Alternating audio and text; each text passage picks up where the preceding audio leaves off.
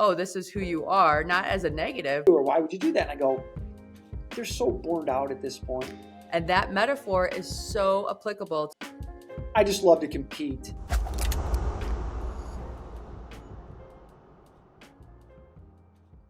All right, friends, today I have Dave Pigon on the podcast. He's an author, a podcaster, and owns a consulting firm to help you with leadership skills for you and your organization. So listen in as we get some fun tips on how to become better leaders ourselves today.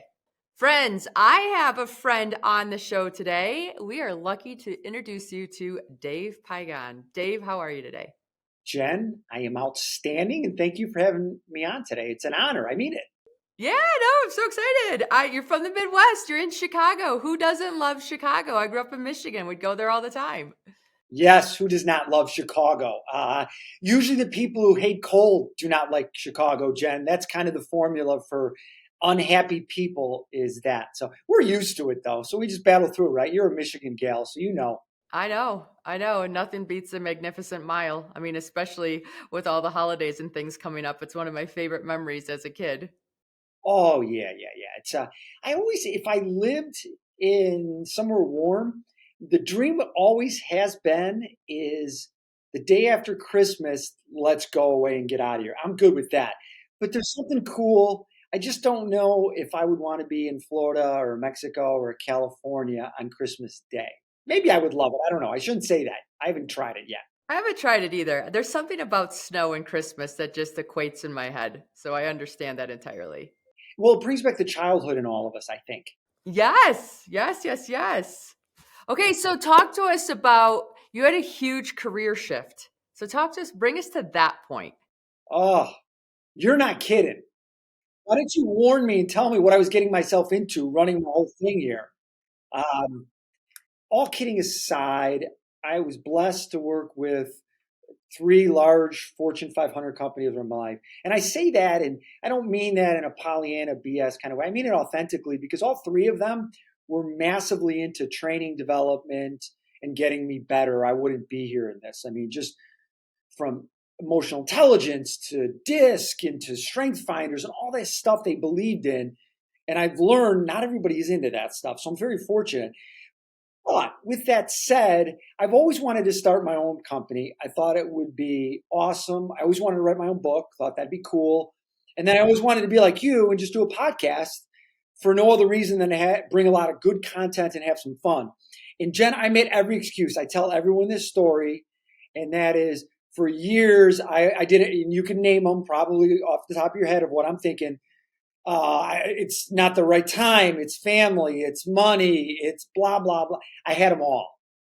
And then one day, well, actually two things that propelled me to finally have the courage, the guts, whatever you want to call it, to do it was one is this book I read. These two women, ex-military, now lawyers. I felt like they were talking to me. They had one line in the book, and Courtney Lynch says, and I laugh and I smile at this one because I feel like she really was talking to me. She said, what people don't get is by not taking the risk or being bold, what are you losing by staying put in that status quo world?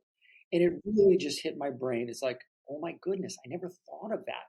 Then I'm driving into a big, massive account at 6:30 in the morning, 2 weeks later, and on the broadcast, and I won't cuss, but the person on the podcast cussed basically. And I felt like he was talking to me. No courage, no backbone. Do what you believe in and go for it. So I finally called my brother up, who I love my brother, anyone who knows. And I said, Pigon 1 starts next week. And I'm going to do this. And that's kind of how I came to starting Pigon 1. So I finally had the courage, ultimately, is what I'm telling everyone to do it. So you can't. Yeah, so it's a series of events. Like, I think a lot of people look at this like one pivotal moment. And there is kind of that pivotal moment, but there's a building before that, right? There's a lot of little steps that happen before that. And then one trigger, and then the next trigger, and then finally like, hey, I need to do my own thing. I want to start a consulting firm. And this is, if I don't do it now, when? Correct. Because no matter what happens on this journey is when I'm 75, hanging out on the beach or coming to visit you in the West Coast, my wife and I I won't have regrets. It took me till I'm 53 to do it, but I did it. Well, actually 52 at that time. I did it because you hear the stories all the time, whether it's Jobs on his deathbed writing all the regrets he had, and everybody. I didn't want to do that because you're right. I give that kind of cutesy, catchy, those two final things, but there was many things that led up to that. The daydreaming, pontificating about it. And I didn't leave a bad situation. I was there for over 20 years, knew everybody, comfortable, going to go up the leadership chain at some point again, and all this other stuff. So it wasn't that. In fact, I had a lot of people going, hey, and you're going to laugh at this. They're like, you're 11, 12, 13 months or 13 years away from retirement if you just kind of stay the course. And it's not my job or my role to explain my why necessarily. I just said, totally get it. I'm going a different route. Yeah, right? It's crazy. I love the courage and I love the fact that you stepped into it. And so you went out on your own and started the consulting firm. Then you wrote the book and then you started the podcast. Do you feel like the courage just kept building the momentum? I believe once you jump, the next jump is not as hard. I mean, you look at your backstory, which by the way is unbelievably impressive. I brag about you behind your back like you're my best buddy and we've known each other forever. Hey, that's true. We're in. I'm good. Yeah, no, because it is badass. It really is. And I would throw the question to you back at you there. I don't mean to do it, but I'm going to. Is think about your journey. Once you made the jump, look at all the other jumps you had. Weren't they, I won't say easier, more palatable might be a better word. Yeah. I mean, I think it was just the momentum. It's like, okay, well, I'm already doing this. This is you get confidence from doing the first thing that feels good. And you're like, well, if that feels good, maybe the next thing will feel good. And you just build from that. So I've had the pleasure of reading this book, which I thought was amazing. Win the 16. Talk about what the 16 means. Because when I first got into it, I'm like, what's the 16? What's the 16? Yes, yes, yes. Well, originally, I've always lived my life not perfect, but I've always lived it with a certain sense of, and it came from my mom because she raised three kids on her own, worked during the day, went to night school. So as you can imagine, busy as can be, efficiency had to be on her side. Now she did a great job of delegating, lived with our grandparents. As I always tell people, if we're doing an organizational chart, my mom was the CEO with a vision, understanding exactly what needed to be done. And then she had her chief operating officer was grandma. No one messed with her. She got her shit done. And then grandpa, who was the manager who reported to both of those ladies. So God bless him, man. Oh my goodness. What a good soul that one is. Yeah. So Win the 16 is a way to live your life. It's principles and strategies to optimize your day. I wanted to win the day or win the 24, and my lawyer's like, you're not doing that. That's trademark. Think again. Then I went back to the lab and I daydreamed, thought about it. I'm really into health, as are you. I believe in it. I'm just better when I eat well, when I sleep well, when I exercise. I'm just better. And all of us are. The data supports that. Most of the data, generally speaking, our healthcare providers will say 7 to 9 hours the average person should get to sleep, no matter the age. So I split the difference. And I said, you know what? I'm going to run on that because I believe in it. I'm just better when I sleep. And that's how we came up with 16. You have 16 waking hours to be your best self. Now, everybody out there, I don't want you to think I'm doing burpees or reading self-help books at 9 o'clock at night. Because part of being your best self is I watch what is this? The Golden Age Bachelor with my wife every week in Gary. Because being your best self is doing things with your partner or whoever, and it's not always about self-help, being better, work, and that. That is part of that, and I talk about in that book well-being, life balance, etc. But don't get me wrong, winning the 16 is about kicking ass and competing every day and getting up early and going after it. Did I say that right? You're very serious about it too. And you even give, okay, well, how do you do that? What's your ideal day look like? How are you scheduling your hours? So you're not just looking at it as 16, you're getting specific and clear. And I truly feel once we get specific and clear, that's where the magic happens. And so you're breaking it down by the half hour to the hour so that you're not wasting this gift of life that you have. Yes, yes. I'm a believer in you don't negotiate with yourself. What I mean by that to everyone who's listening is when you're thinking about doing something, there's no thinking, you do it. There's no, oh, I want to get out of bed. I'm tired. I don't want to. Nope. No negotiations. You just get up and go. Same thing is if you're looking. I even tell my kids who are now working professionally, the twins are 23 boys. My oldest is 26. I always say, let's say everything's equal. You're talented as much as your competitor. You're working just as hard from 9 to 3 as they are. I go, the competitive advantage you really have if you're willing to take this on is most people from 3 to 5, they start to slip. They start to go down. That's a 2 hour competitive advantage. If you take care of yourself, sleep well, put good stuff in your body, exercise, and stay focused and work hard and have a good plan from 3 to 5, that's 2 hours every day. You're ahead of your competitor. Times 5 days, that's 10 hours. Times 4 days in a month, that's 40 hours. There is no way they can compete with you. Like the math just doesn't work. So you're exactly right. The book literally will walk people through hour by hour, early successes today. And it's not, Jen, it wasn't to tell people what to do. Like, I'm giving them ideas, cold showers, meditation, maybe just walk for 10 minutes in the morning in the light if you're in an area where there is sunshine at that time of day. But the hope was for people to go, you know what? I'm not going to do any of that, but I got an idea for me. Because Win the 16 is not to do what you do, because your schedule is amazing. It's incredible.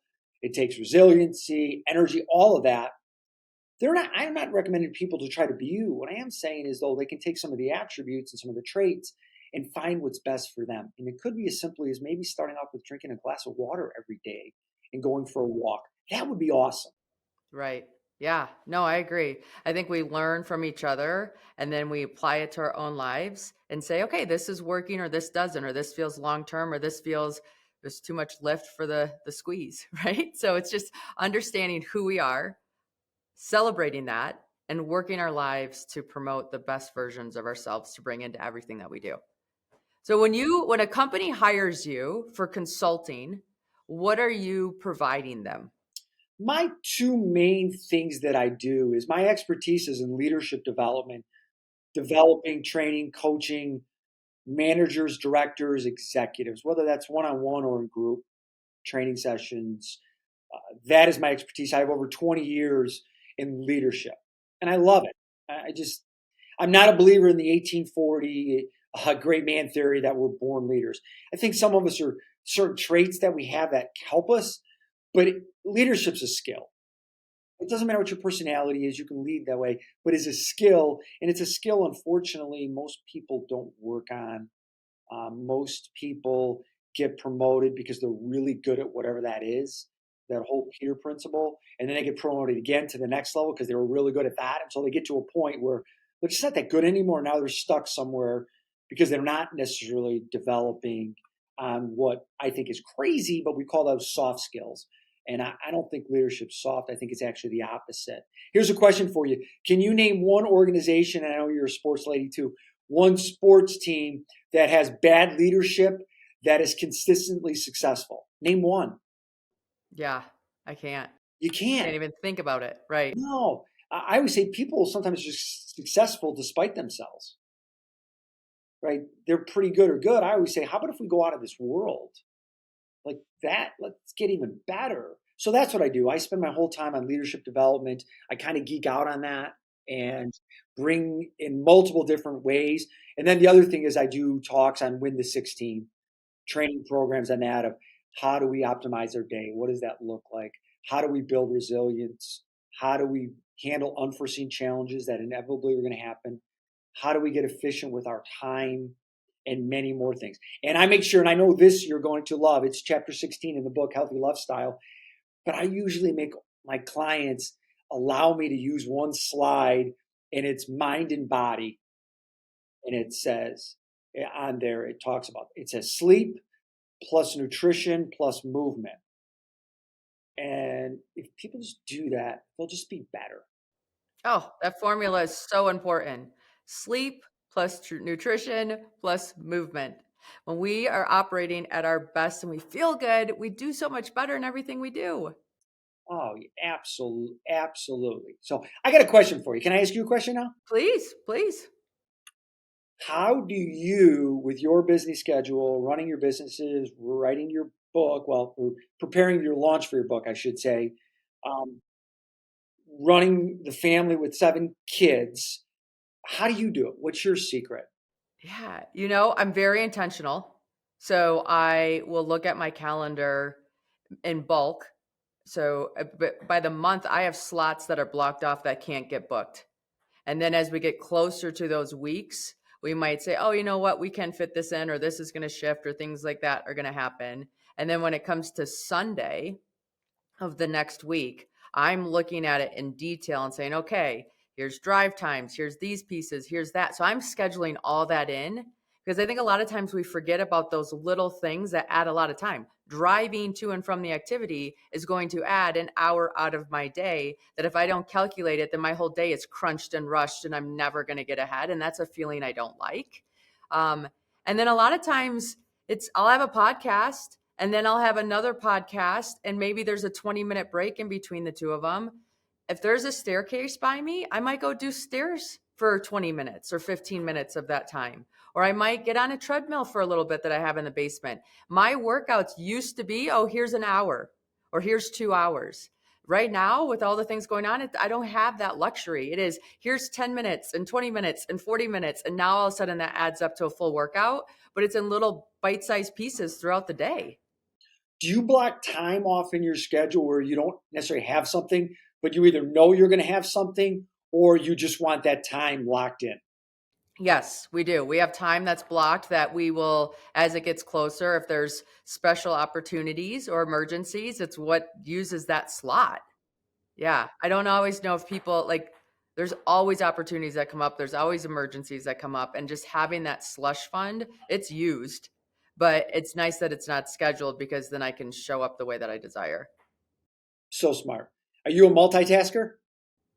I try not to be, honestly, because I feel like once I get too many windows open in this head, it's hard for me to go from window to window to window. So I do try to time block, but that's easier said than done. Oh, yes.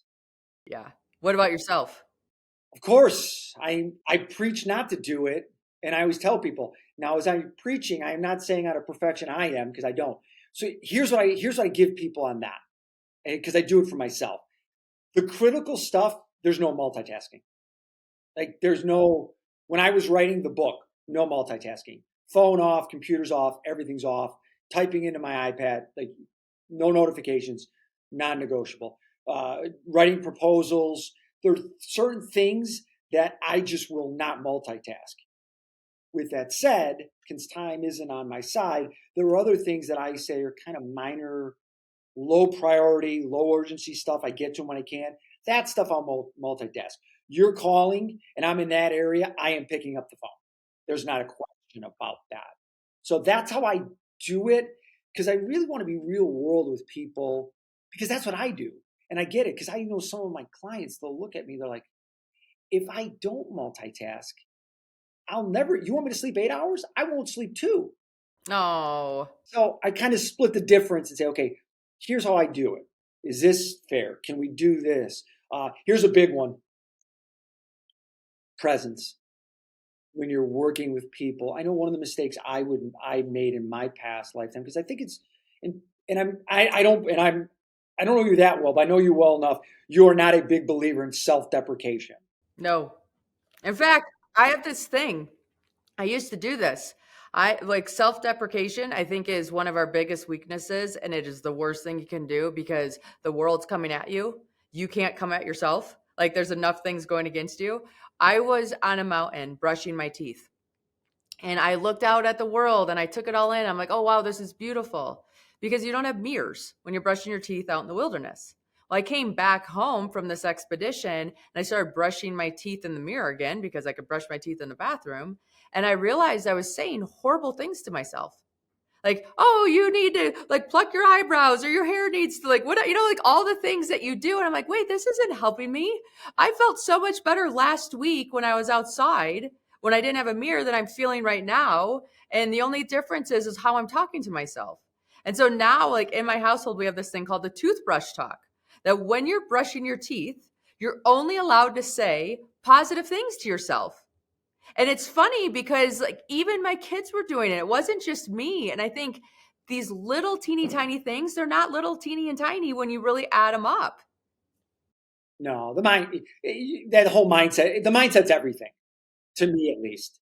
Because if my mindset's not right, so my mindset wasn't right today, even coming on this podcast, it's just going to be, and I'm not saying it's great right now, but in terms of my articulation here, but it'd be worse. There's no way you can fight the world we live in and not have the right mindset.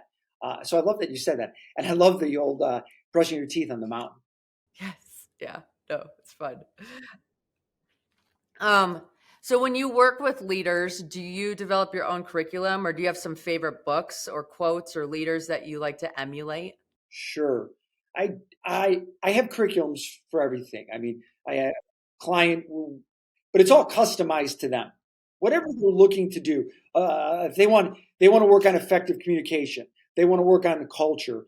Culture is such a big overused word.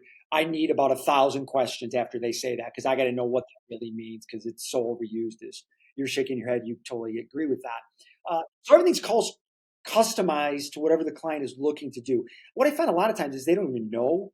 It's once we go through the questioning, and I just ask question after question through that discovery, we end up uncovering a lot, and then we figure out, okay, what's the one or two big priorities? And a lot of the material I have, I just need to kind of move it around, and then I just customize it to whatever they would like. An example would be bold versus risk versus reckless. Reckless is out. Right? None of us want to be reckless. That's out. Risk, and I don't know if you agree with this example. I'll give you, but I'm going to throw it out your way anyways. I view risk as this: you and I come up, I pick you up in a helicopter in Utah. We get in a helicopter, we're flying around. We get our parachutes on, we jump. The parachute opens. You and I won. That's a good day. We're still alive. We're kicking. That risk was good. It doesn't open. That was a bad risk, and that's a bad day. Okay. You can see, I know that's a ridiculous example, but that's why a lot of people don't take risks, is because the loss is so great to them that even if they would win potentially, they can't do it. And that's why I give that ridiculous metaphor to get in people's brains. And I sell them, I get why you don't want to take a risk. I hear you. Okay. Let me take you to a journey somewhere else. You tell me if this is a little more doable for you. Bold. Bold to me is this: we do something, we try it, and it works, and we win. Great. We get the dopamine rush, that motivator molecule we love, we feel great. Let's say it doesn't work out exactly, Jen, how you and I had hoped and anticipated. We didn't lose, we learned. To me, what I try to teach and coach and support, and I would say support is the best word I can use for that, is to support these people, is you win and you learn. You don't really lose. It's not a win lose proposition. Risk kind of is. So let's get away from that. A lot of my clients, as they go into 2024, here's what they're still going to deal with. Maybe inflation keeps going down. Interest rates, who knows what's going to happen. Supply chain, I don't think that's ever really going to go away as a problem. Competitors are not going to go away. Most people want increased sales and revenue, and you've got the same product that you're manufacturing, selling, whatever. How are you going to win? One of the things is you got to get better, and you probably got to be bold. You might have to do something that you're not comfortable with. That's going to take you to be courageous, and it's going to get you out of your comfort zone. To me, that's being bold. But the great news is, even if it doesn't necessarily win how you define win is, you're going to learn from it, so then you can use something else and get better. So that's an example. Your question I just want to give everyone an example. We do everything. It just depends what the client needs once we talk. Disc is a big thing because I'm a maniac about personality assessments. Most people think it's a soft, oh, it's nice to know that, Jen's a happy driver, Mark Cuban, tough, but also a Barack Obama person who's likable, communicates that. No, it's how do you use that when you communicate with Jen? Like, you better get to the point because she's a busy lady and she's got to make decisions. She doesn't have all day. How do you connect with people? And that's what I teach, and we coach and we support, because if you can really connect with somebody, you're more apt to get them. If you're reporting to somebody or someone's reporting to you, that whole connection piece, if you really get them, you're more apt to have a not only better relationship, ultimately is you're at a work, you're able to be more productive with them and more efficient and effective, which leads back to win the 16. So Definitely. The disc assessment, that's when you're red, blue, green, or yellow, right? there are many of them with colors, but they're all very similar. I just use disc because I think it's the most practical, real world. Yeah. There's an author named Thomas Erickson who wrote the Surrounded by Idiots series, and he talks all about the DISC assessments, and it's a huge series. And it just talks about how, oh, this is who you are, not as a negative, but once you know who you are, it's a superpower to lean into those strengths and play to them. And then you can help understand other people because you have a framework to put it in and then language around that. Absolutely. It's so many. I do it with sales teams all the time because they're dealing with their clients and they're so frustrated with them. And and I always take them back to, if you're dealing with a critical thinker like my brother, who's a doctor, he's great. He's an ex-athlete. He's a great guy. Just happens to be really smart and driven. Is he will absolutely, his changeability is amazing, but you'd never know it because he's a critical thinker. He will change, but you've got to address his 17 questions. Now, if you're a driver like a Mark Cuban type, they might think, hey, I've asked 7 questions. I've asked a ton of questions. I never asked these many questions. And he's not changing. Well, yeah, because you're only halfway there. Because that's a critical thinker. You have to know that when you're dealing with them. Or my wife, who's a stable, steady Freddie, you love her, Jen. She's amazing. She's kind. She'd actually care about all your problems. And she'd want to hear about everybody's costume, all the kids, the 10-year-old too. Like, what are they wearing and all that stuff. But that personality type change is not in their DNA. So you can imagine her boss probably at sometimes gets very frustrated. Like, oh, she doesn't change. Instead of owning it and saying, I've got a great employee who's amazing. She's kind. She's never late. She's always on time. She works her tail off, but she's got this area that's not in her DNA. So me as the leader, I need to support and help and nurture. And if I do that, I'm going to be more successful at what I need out of her. And she is going to be in a much better culture environment because I'm doing that. But most people don't do that, my friend. Wow. Yeah, I mean, being a leader is elevating those around you and helping them get what they need so that they can perform their best. But it takes time and it takes a lot of work. So what I do is I try not to give, I don't ever walk in and I have a Pigon One leadership model. I don't say, hey, we're going to work on all of these. I say, pick one. Let's just, in the book, I talk about little steps. That's all. Drink water and walk, everybody, early in the morning. You'll feel better and you'll feel really good about yourself if you don't do it. Trust me. And they're like, well, what else? There is no one else. Yeah, right. It's honestly, it's that simple and that hard. Believe it or not, both go together. That is it, my friend. Do that for 3 weeks. Call me back after your 21 days or so, and then we'll have that next discussion. Because I do believe it's like going to a meeting in corporate America, and I bless the hearts of all these women and men out there at these meetings. They're running their teams into the ground. They're filling every slot in. Oh, we got 20 minutes. Okay, we're going to do this. Instead of how much can they take for 3 and 4 days? I used to always let people early, and it was amazing, Jen. I kid you not. At the end, if we were leaving and we were being dismissed at 12 o'clock, I would let the team out at 11:40 or 11:45, and it was amazing. You would have thought I was like giving your 10-year-old an almond joy. They're like, oh, they were so appreciative, and my peers would be like, hey, well, there's so much to do, or why would you do that? And I go, they're so burned out at this point. Whatever I do those last 20 minutes, let me tell you what they're thinking about. They're thinking about their flight. Is it on time? Is the bus or the Uber outside waiting for me? How am I going to get in traffic when I land in Utah or Chicago tonight? Where are the kids at? What's going on for the weekend? They're not even thinking about us anymore. So why not give them something, and it'll just promote culture and goodwill. Well, and it just shows you see them. Like, I understand where you're at right now mentally. And so I'm going to honor that. And so here you go, because this is going to help both of us instead of me hoping that you're going to do something that you're mentally checked out of. Correct. And we don't have time for it. Let's be efficient. And the efficiency we're getting at that is we're being authentic and we're building a culture that, hey, I care. I know what you're thinking. And you know why I know what you're thinking, Jen? I'm thinking the same thing. Who's got a game tomorrow? What time? Where do I got to be? Am I going to get my workout in before or when's all that? Because I'm doing the same.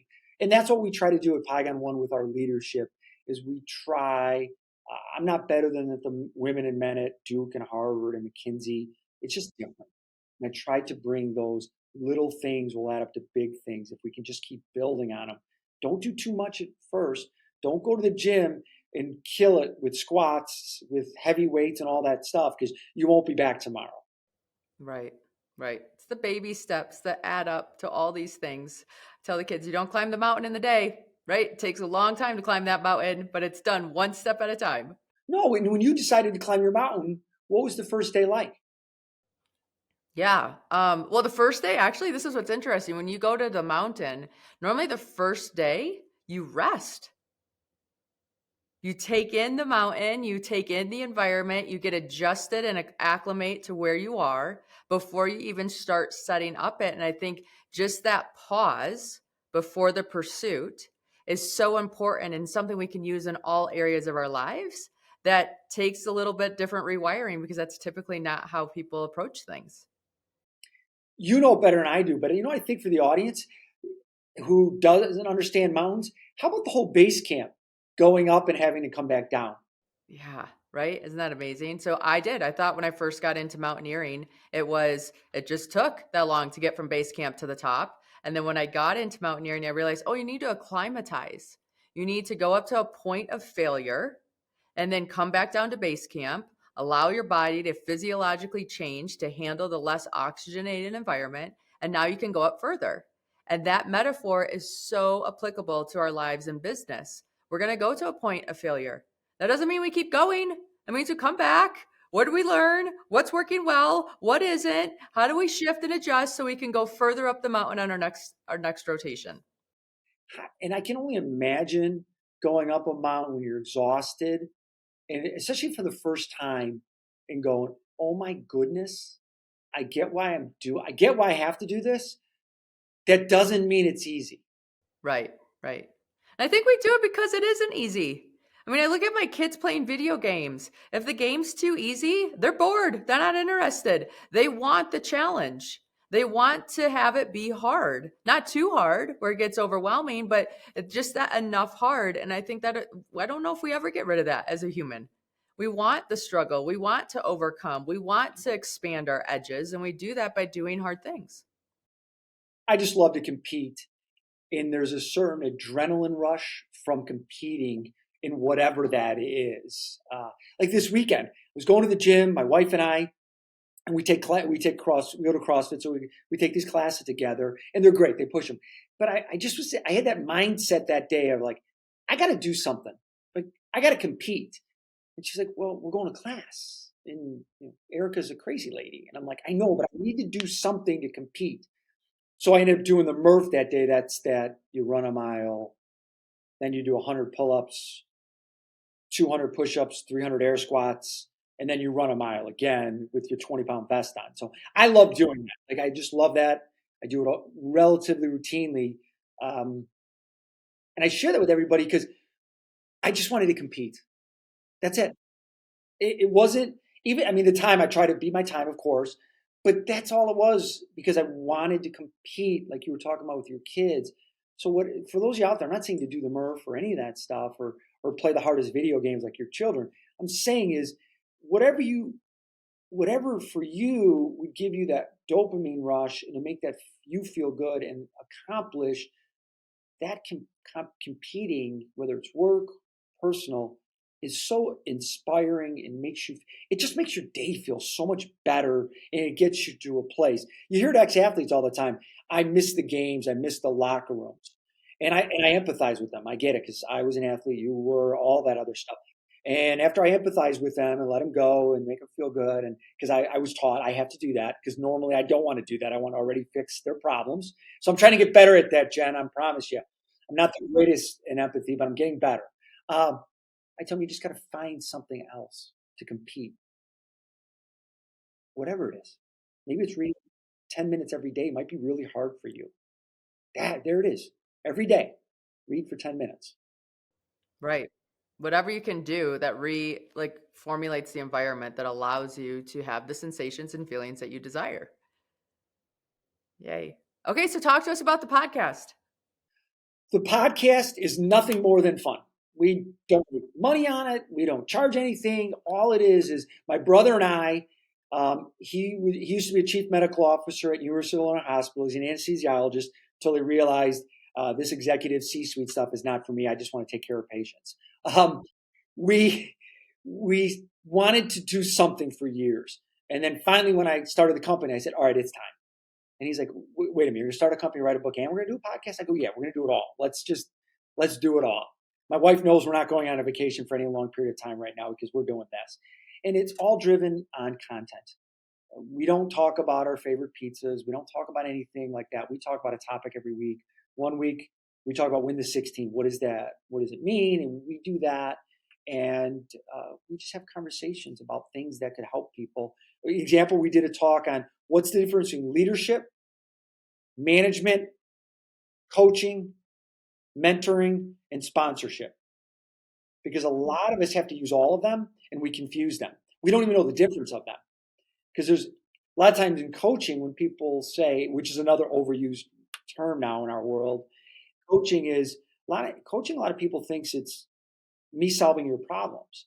And the reality is good coaching is asking a lot of questions and you solving your own problems through all the questions, or me supporting you and getting you there. A lot of times people think management or managing is bad and everyone wants to be leading. I would make an argument Steve Jobs was the leader. The people who carried out the execution and implementation were the managers. That doesn't happen without them. They're pivotal. We just need to understand when we use them. So we did a podcast on that. And then we have guests on. I've got an amazing guest coming before her book. You're going to love her, by the way. I bet I will. She sounds familiar. Yes, you are going to love everything about her. You're going to love her story, her family, her life. She is going to be a big fan of yours, I promise. I love it. That's fantastic. Okay, so how do the listeners today, they can buy your book and then find you to hire you to do consulting for them, their company, all the things. Ah, so kind of you to ask. Win the 16 Principles and Strategies to Optimize Your Day is on Amazon. Shocking. It's on Amazon. It's out there. You can get it paper, hardcover, and it's the audio book as well. We'll talk about the audio book another day. It's not my voice, but I got a good story for you another day, Jen. Pigon One, you can reach me at pigon1.com. That's P as in Paul, YGONONE.com. And you can just contact me to have a conversation, not to hire me and all that kind of good stuff. I always find we become friends first. We talk, we go back and forth, and down the line, we do business. So love to hear from anybody out there, and we can learn from each other. And then the podcast is just Win the 16 podcast. It's virtually everywhere. And my brother and I would love to have you join us on our journey. We have fun. Yay! Thank you so much for joining us today. Thank you, Jen. You were awesome.